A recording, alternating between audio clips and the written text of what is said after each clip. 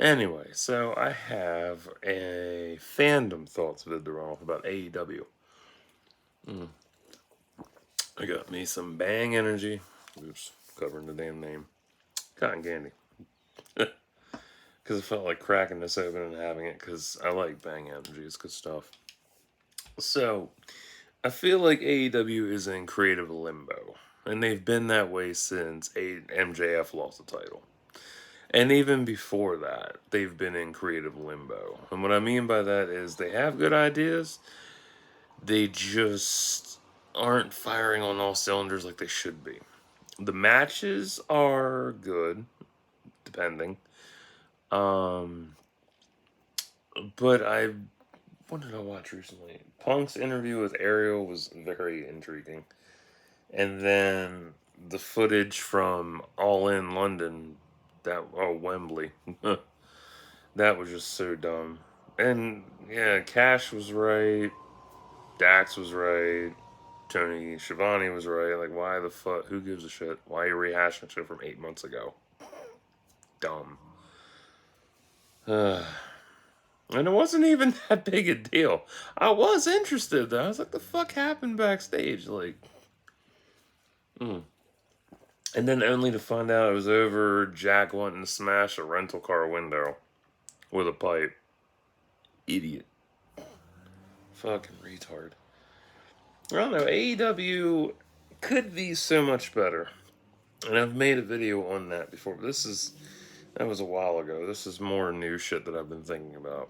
Battle of the Belts 10's coming up. And that show is such a goddamn waste. It is. It's so stupid. Like, it's a mini. Honestly, it's like a mini Royal Rumble comparison, but also more like a mini off-brand WrestleMania too. Like, dumb. And if this was supposed to be competition towards WWE, the past week they really didn't do very much, which is sad because you would think you're trying to outdo your rival product, but you didn't. That's kind of stupid. And it baffles me because I can see how AEW can be a lot better. Battle of the Belts should just go. Honestly, they should just get rid of that shit. Tony got rid of Dark and Elevation. That worked. But there's so much talent to shuffle around, and nobody gets enough TV time and shit. And honestly, as I watch AEW, like I don't watch it live as much as I used to. I watch it when it's on the app, and I end up skipping through intros. I get tired of the ring entrances for some of them, especially Mercedes Moné's. Like that shit is just like OCD triggering for me. Like, I don't like her. I don't like her entrance. I don't like her dance. It's so pretentious. It's bullshit. Um, it just, I don't have a problem with her in general. I just don't like that shit. It's annoying. No, thank you. Uh, no. It's just wild to me how AEW was so good at one point and then just kind of in a free fall. Mm. And you will have your diehards that will say there's nothing wrong with it, it's doing good, there's no problem, blah, blah, blah.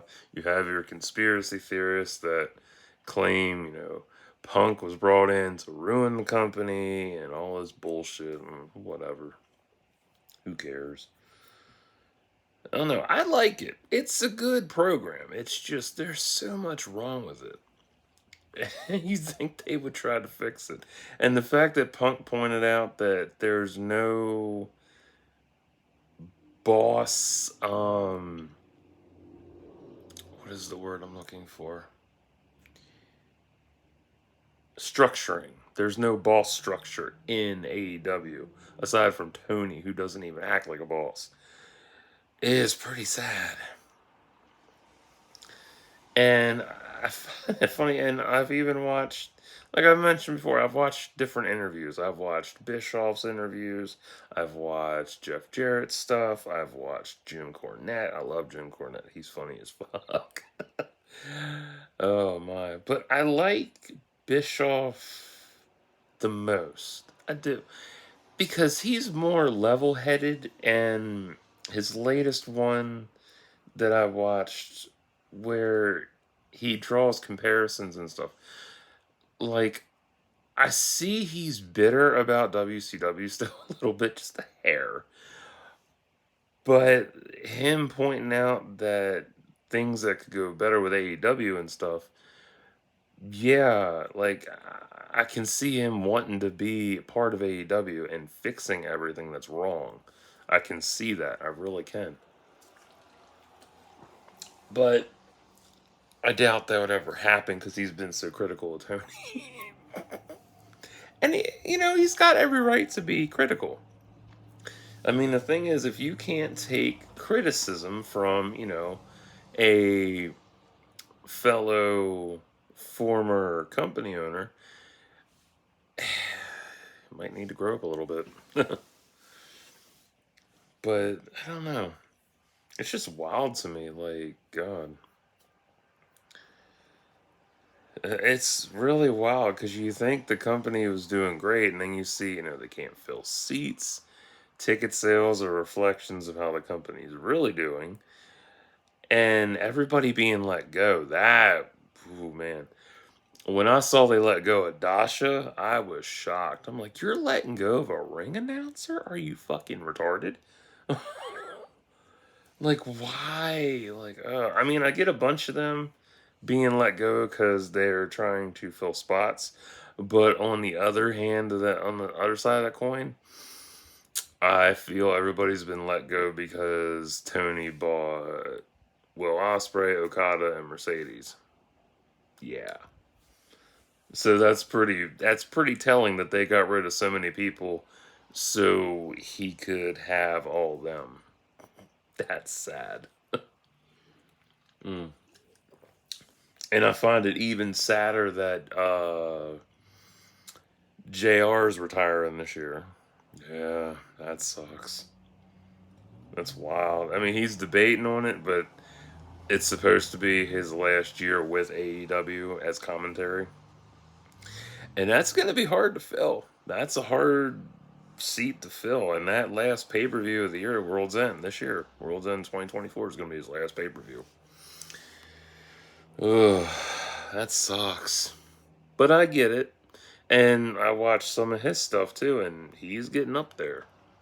He looks very tired. He looks chipper, but very tired. And he is up there. He's almost 80. Wow. And that's gonna be a massive seat to fill going forward. Seriously, like all you have now is after he's gone, you'll have Tony, Taz, Excalibur, and Nigel, and I forget who else. There was Kevin Kelly. Yeah, right. Forgot about Kevin Kelly. He's so forgettable sometimes. Like he's cool and shit, but damn, he's so forgettable. Fuck. But I don't know. I mean, if I had my choice, I would. If I was Tony Khan and I really wanted to bring in the fans and really make them want to watch my product, I would try to entice Joey Styles to come back. I would. But I'm not Tony Khan. I don't give a fuck. And Joey Styles is happily retired from doing commentary. So. Man, I tagged him. I mentioned this before. I tagged him in a post about Wembley. I was like, it's a fucking shame you're not with AEW calling matches at Wembley. It is a fucking shame. Because that's a pinnacle highlight for the company. It'd be a pinnacle highlight in his career to call something like that. Like, damn. Well, they're one of my neighbor's mailbox. Again. If you didn't hear that, it was a slam outside my window. It's windy and it was raining, and their mailbox doesn't have cement filling on the bottom, just plaster. Great. Anywho, AEW. I like it, but it's so predictable now, and it's sad. If Battle of the Belts was better, and this is how I'd make it better, I would take it and make it champion versus champion instead of these burner squash matches that don't really go anywhere. They really don't. They're stupid as fuck. I'd have it to where you'd have network versus network, TBS champ versus TNT champ. Also, Dynamite this week. Hearing that crowd go off when Stokely said Willow versus Edge for the TNT title. Why the fuck Tony didn't jump on that baffles me. Because that would be cool to see. I want to see more intergender matches. They're fun. They're cool. There's so many match potentials that could happen. Going back to Edge's promo a week ago, Adams, fucking whatever. I don't give a shit. He brought up how there's all these first time ever matches he wants to do before he retires. And I get that. I like those. They're first time evers. But, like, where in the fuck are the first time ever intergender matches at? There's so many possibilities with this shit. You could have, God, what's one that I wanted to see? One I wanted to see, it'll never happen though, was Jade Cargill versus Darby. Easy fight. That'd be fun as fuck. Because, although looking back now, her strength, her training was pretty shit. But if she had proper training like she does now versus Darby's speed and shit, oh, that would have been tons of fucking fun to see. That would have been a match to see because you got her strength and versus his speed. And it would have been such, it would have been a David versus Goliath deal, but it would have been so fucking cool though. But I don't know, intergender matches would have been fun, but going back to belts and shit, you could have had the tag champs versus the trios champs, two versus three. That would have been fun. You could have had the Intercontinental Champ versus the Continental Champ. Or you could have made it a three-way, or make it Intercontinental versus, or International versus Continental, and the winner of that faces the AEW champion. End of the night. You could have had a trios gauntlet match. That would be fun. I don't know why they don't do gauntlet matches anymore. Like, they're so rare. Like, they're fun. But, I don't know. Yeah, Battle of the Belts is just a burner fucking show. An hour burner show that's just pointless. I'll watch it, but it's pointless. Because nothing really exciting happens on there. Rarely does a title change hands. Rarely does anything ever really come out of it. Maybe once in a blue moon there's a underrated match that goes under the radar on there that doesn't get talked about. I don't know. But the women's division, Jesus Christ, they aren't featured as much. I've mentioned this numerous times. I don't know why they don't have a whole fucking program that's just like one whole Dynamite episode that's just showcasing the women's talent. That would be fun. I would enjoy that a lot. Because there's so much in that locker room, and fuck, man. And the shit, I gotta actually finish Dynamite because I passed out just before Joe versus Dustin came on. I know that's gonna be a wasted match, but fuck it, I want to see what Dustin can do. Because I'm impressed. That motherfucker's in his 50s and still kicking ass. That's impressive shit. Most of them in their 50s are either dead, bodies are beat up, overcoming addiction, um, massively out of shape, limping a lot, and or just plain retired. Yeah. And you can definitely like see how AEW is really in a free fall. Like since Sting retired and shit, it's really been in a massive free fall of creative limbo. And it's sad. Like I like this product. It's good. When I first talked about this, I said it was a combination of WCW, TNA, and Attitude Era. And I like that because that's really what it was. Whereas now it feels like uh Christ, I'm trying to think what era. Or I would say running out of ideas 2010 WWE around that area. Because it was just I don't know. I really don't know. But if I mean, fuck, if they had a boss structuring, that would be nice. Because you have a lot of talent there, and they don't get showcased enough.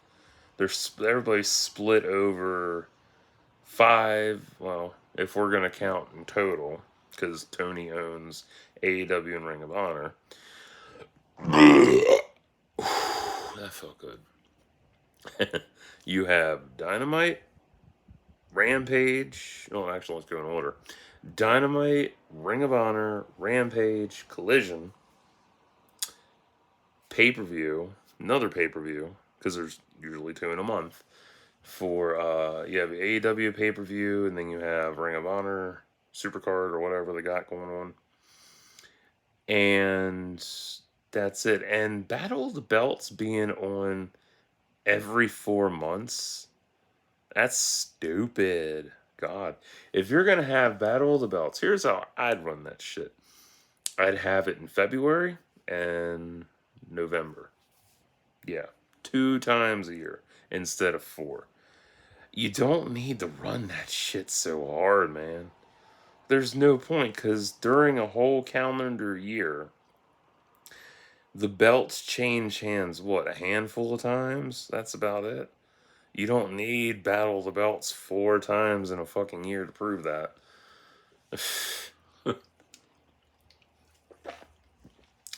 Oh, man. Yeah, you really don't. It's so dumb. It's just dumb. But you, like, going back to all the shows, you have, yeah, Dynamite, Ring of Honor, Rampage, Collision, and Battle of the Belts. Right, I forgot about that shit. So you have 5 live shows plus the pay-per-view. So you have 7, think about this, 7 live shows in a month. 7 in a month.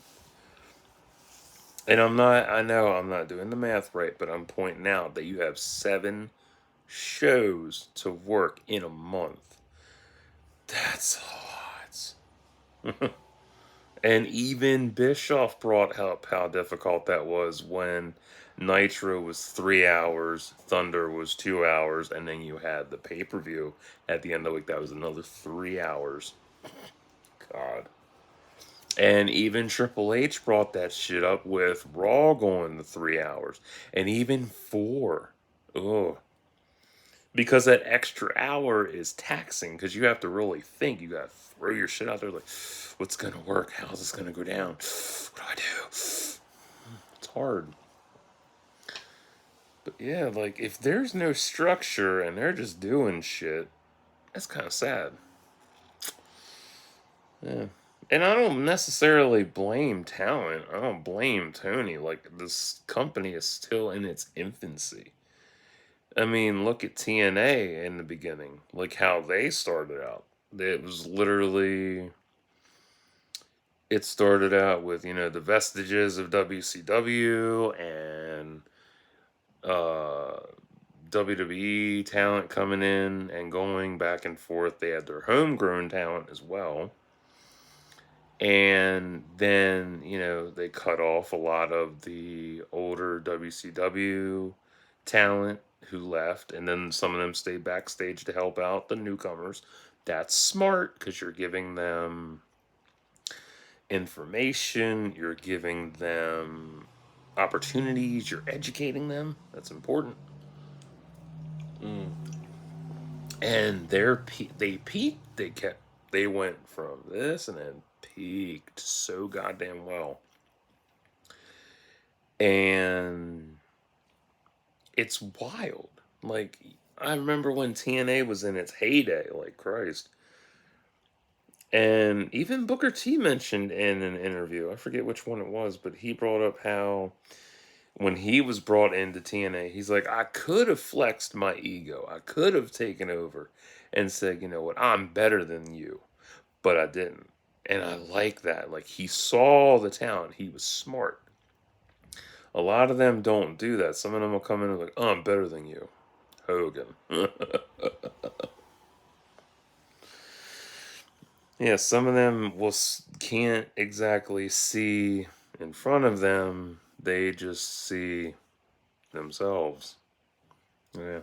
Booker saw the future, not the past. That's good shit. And, TNA went on the rise, and I can't think of when their peak really was, because it was, let me think. When they got their, because I watched it when they were on Fox Sports News, or Fox Sports Network, and ESPN. And then they got their deal with Spike TV. So from Spike TV up to AJ leaving was their peak, I guess. Or no, their Spike TV deal to 2010 was their peak. I'll go from there because that's a pretty good fucking peak year collection for sure. Yeah. Whereas AEW is in its fifth year, and I don't know, they've like gone up and then and then just like cruising. I don't know. But yeah, I that's what I would do with AEW. And I would definitely put in a ball structure for sure. I mean, and my ball structuring for that would be, and I mentioned this the last video about AEW. Mm. God, that fucking shit is good. But I like Rain's white gummy bear a lot more. That's really good shit. And Bang, what was the other one? Purple guava. That's really, really good. My ball structure would definitely be Tony Khan at the top, obviously, with fucking intelligence. Instead of just, hey, let's buy these motherfuckers. He's turning into Herb from UWF. Yes, that's what he's being. And you know how Herb went down. He lost his company. Um, yeah, Tony at the top with intelligence. Then I would have, I would say, you got your trainers in the back. I would have at least, because you don't even see Mark Henry doing introductions as much anymore. He's just recording stuff and going from there. It's wild. But I would take the top legends there. That would be the executive structure for it. They go over the matches, they give you training, they give advice, punishment, all that shit. Instead of just, Tony and Bryan Danielson for punishment. Yeah. Because I feel like the older ones know more than just, some young one and shit. There's just one person. Fuck that. So, yeah.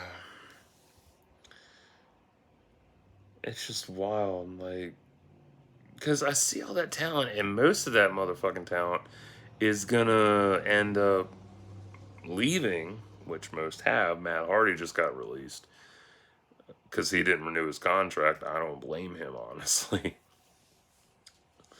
But yeah, so he'll probably bounce back to either TNA or he'll go back to WWE for another run. Mm. Um, I don't know. It's just wild to me. It's like you have so much there, and you don't know how to manage it. And it's crazy. Like, dude, you have all that talent. You're paying them, and it's crazy. Because one of these days, TKO is going to make an offer to AEW and they're going to buy them out. And then it'll be like the invasion angle all over again, only a little different. But if I was super smart like Tony and I really put my mind to it and really wanted to sell tickets and put asses in seats every week and really make my bank and make fans want to tune in, I would reach out to different companies that are not really talked about as much or they're showcased, but you have your audiences, you have your wrestling fans that are in their clusters. Yeah, there's the clusters. I like that I brought up the deal he has with CMLL. That's cool but stupid. If you don't know about that, um, he has it to where CMLL wrestlers can be on the program, but other luchadors cannot be. Fucking retarded. What I would do is have it to where like I said, he owns AEW and he owns Ring of Honor. Why hasn't he done AEW versus Ring of Honor? Dude, that it's so stupid. Uh, you have AEW Forbidden Door where it's AEW New Japan Wrestling. That's cool. That's awesome. That's great. Now go from there. If it was me, I'd have AEW versus Ring of Honor. I'd make that.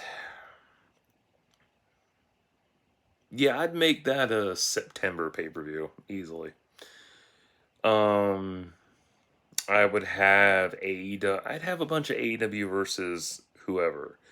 I'd have AEW versus CMLL versus Lucha Libre versus TNA. And I'd have these pay per views spaced out throughout the year and make it a once in a year thing, not once, um, not like every couple months, like Battle of the Belts. It wouldn't be like that. It'd be dumb. Because that would burn out fans, honestly. Because the whole thing is you want to introduce a new concept, like Rock versus Cena. I know, bad example, but roll with me here. Or no, Undertaker, better example. You want to introduce that concept, or no, Rock versus Cena is a better idea because it was a good idea at first, and then they went and did it again. Should have been once in a lifetime, honestly. But they went with money, so you introduce it once, and then you look at fan feedback, you look at ratings, and go from there. Do you want to see this again? Do you want to see the same match again? No, you want to see something fresh. You have the once in a lifetime deal, and then you come back to it a year later. It's like, yeah, we're doing it again. All new matches. Make it that way. Make it an anthology pay-per-view deal. Make it so that the first one sets the tone, sets the fucking pace. And then the sequel has to outdo its predecessor. And there's so much opportunity with this shit. And go on from there. It's wild. Like, I look at Penta, and I actually like his matches. He's so much fucking fun. Oh my god. This is the first video I did on AEW. I said he was the Rey Mysterio of AEW. I'm taking that back. For real. He is way, way better than Rey Mysterio in terms of just everything. Him versus Rey would be fun to see in Rey's prime, but I would definitely put Penta higher than Rey. Like, Penta, he's more fun, more energetic, and I like his style. I would not mind seeing him versus Darby Allin when Darby comes back, whenever that may be. And I don't know. But like all these different pay-per-view ideas and shit. Why he don't capitalize on them is wild to me. You have a whole landscape to fuck with. All these different promotions. MLW. Just so many. And it's not just, what's in the States, it's outside the States too. Like, he could fuck with so many countries and shit, but doesn't. And that's pitiful. I mean, he's got to start thinking more large scale versus small scale. I mean, yeah, I get the company is only 5 years old, but if you're trying to put asses in seats, like I've said before, you got to go further out. And hell, even a once in a lifetime AEW versus WWE would be cool as fuck. Mm. But it won't happen. But people can dream. And there's so much potential there. So much potential. But it gets wasted. And it really, really does. Like, even the belts feel kind of wasted too. One of the best matches that could go down would be women's champ versus TBS champ. And it never happened. God.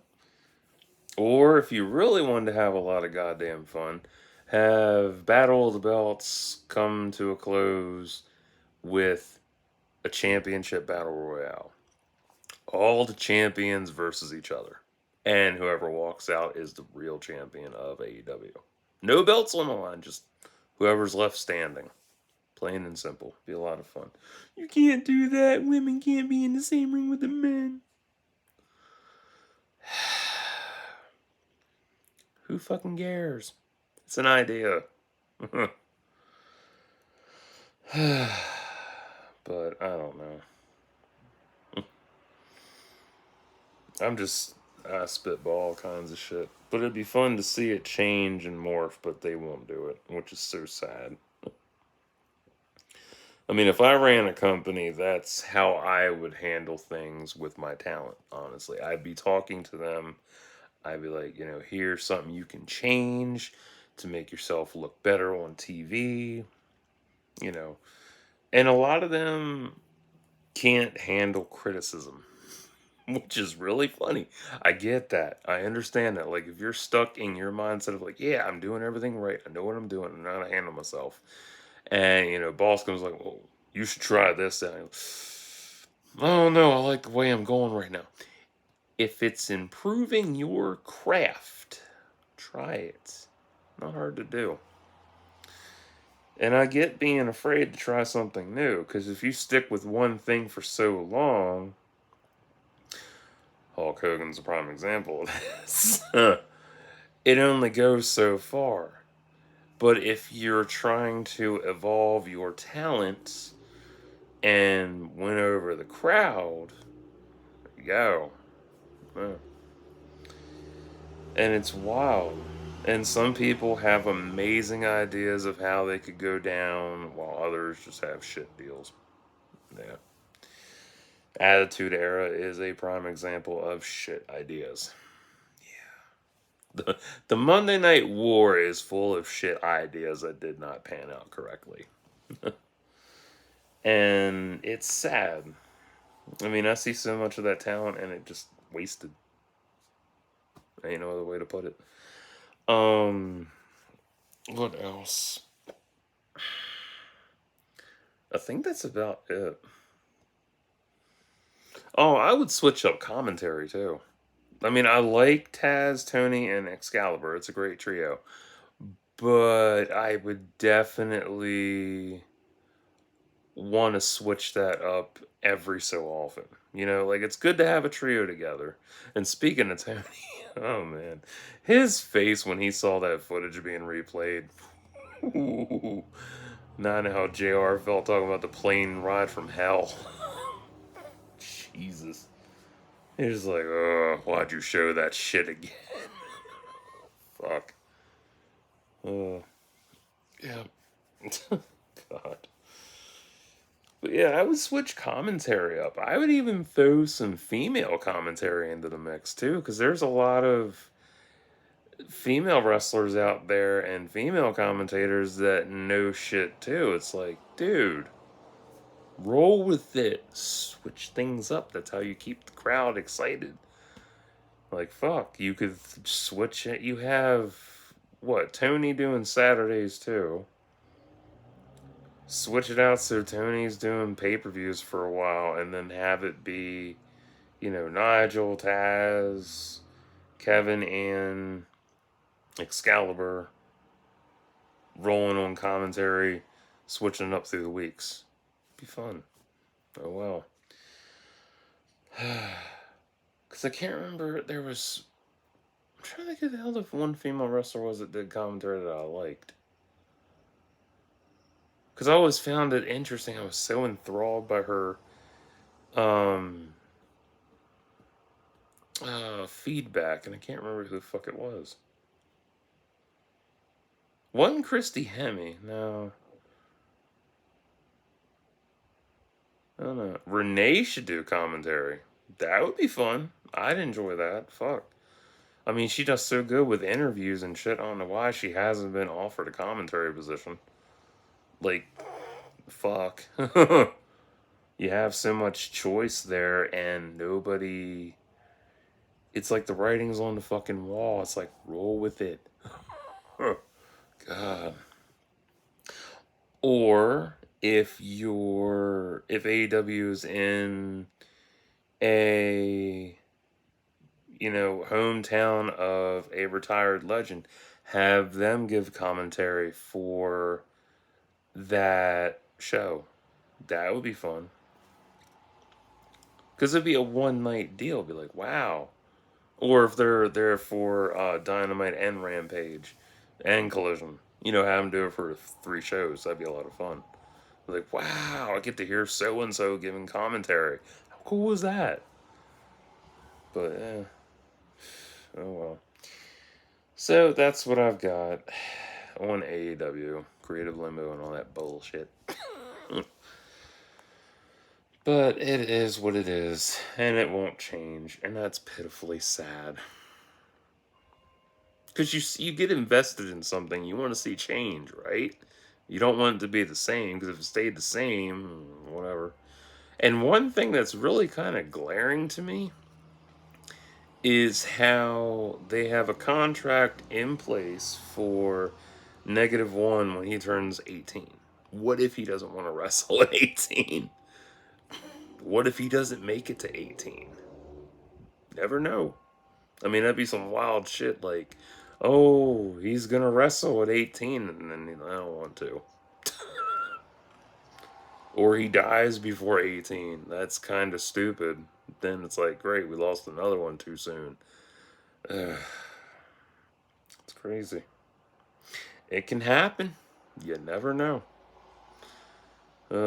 So that's all I got for now. But Damn shame Dasha's gone, though. Fuck. Because I actually miss her announcing motherfuckers. Like, ugh. And another thing I would definitely look into if I was Tony Khan would be entrance friendly deals for woof entrance friendly stuff for those who have epilepsy, because a lot of them bright light flashing deals irritate the fuck out of me. Yeah, like I would invest in that for a while, because even I get tired of the flashing light shit after a while. It's like, stop, too bright. Like there are sometimes I'll be watching AEW and then they have that, and it's like, ow. I'm like, cover eyes, can't look. That's annoying. So yeah, I would run that for a while. And the one thing I miss is seeing the crowd lit up too. I miss that. Like I want to see everybody lit up. Fuck. uh, and why they don't utilize Brody King more is baffling to me.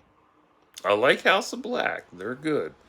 But I feel that Brody King should be AEW champion by now, and Sky Blue should be women's champion or TBS champ.